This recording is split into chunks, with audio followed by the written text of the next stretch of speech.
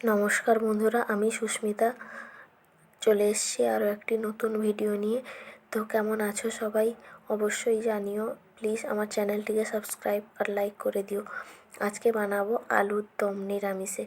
এর জন্য নিয়েছি বয়েলড আলু, সেদ্ধ করা আলু, মটর, কাঁচা মটর এবং গ্রেট করা টমেটো, মশলা, তেল। এবার আমরা কড়াইতে সর্ষের তেল দিয়ে দেব এবং এই তেলটিকে কিছুক্ষণ গরম করব। এই তেলটি যখন আমাদের গরম হয়ে যাবে তখন এই তেলের মধ্যে আমরা গ্রেট করা এই টমেটোটিকে দিয়ে দেব। এই টমেটোটিকে দিয়ে দেওয়ার পরে টমেটোকে তেলে দিয়ে ভালো করে নাড়াচাড়া করতে হবে। টমেটোটিকে ভালো করে নাড়াচাড়া করে নেওয়া হয়ে গেলে তখন দিয়ে দিতে হবে গোলমরিচ গুঁড়ো। এই গোলমরিচ গুঁড়োটি আমি গুঁড়ো করে রেখেছিলাম, গোটা গোলমরিচের। তার দিয়েছি গরম মশলা গুঁড়ো সানরাইসের। এবার দিয়েছি গুঁড়ো লঙ্কা। গুঁড়ো লঙ্কাটি দেওয়া হয়ে গেলে এবার দেব হলুদের গুঁড়ো। এই হলুদের গুঁড়োটাকে সামান্য পরিমাণে এখানে দিয়েছি।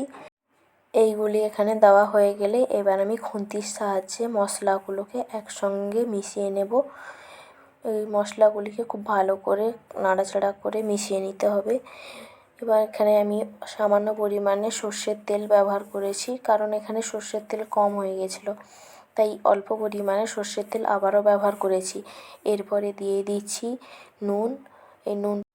এই নুনটা তোমরা নিজেদের স্বাদের মতন ব্যবহার করবে।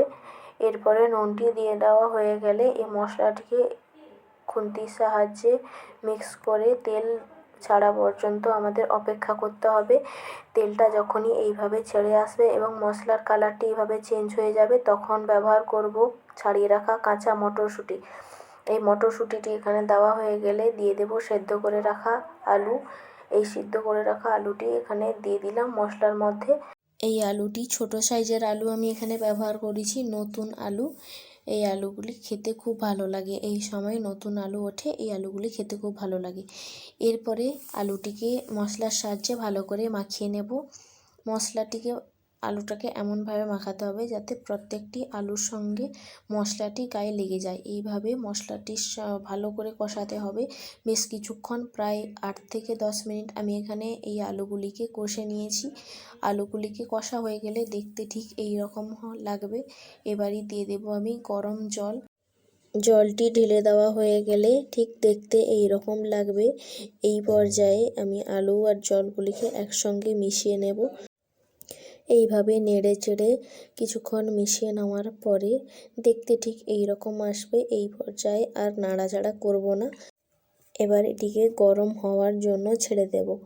এইভাবে গরম হয়ে এলে কিছুক্ষণ পর আবারও একটু গরম মশলার গুঁড়ো ছড়িয়ে দেব। ছড়িয়ে দিয়ে এটিকে মিশিয়ে নেব জলে। মিশিয়ে নেওয়া হয়ে গেলে এবার এটাকে ফোটার জন্য ছেড়ে দেব। এভাবে ফুটে গেলে জল টকবক করে এভাবে ফুটে গেলে কিছুক্ষণ পর প্রায় 5 থেকে 7 মিনিট ফোটানোর পর তৈরি হয়ে যাবে আমাদের অত্যন্ত স্বাদের এই আলুর দম। এখানে আমি এবার কুচি করে রাখা ধনেপাতা মিশিয়ে দিয়েছি। তো এবারে এই রকম রেসিপিটা তোমরা নিজেরা একবার বাড়িতে অবশ্যই তৈরি করে দেখো এবং কমেন্টে জানিও আমি এরপরে কী রান্না করে তোমাদের দেখাবো। সবাই ভালো থাকবেন, সুস্থ থাকবেন। দেখা হচ্ছে নেক্সট ভিডিওতে।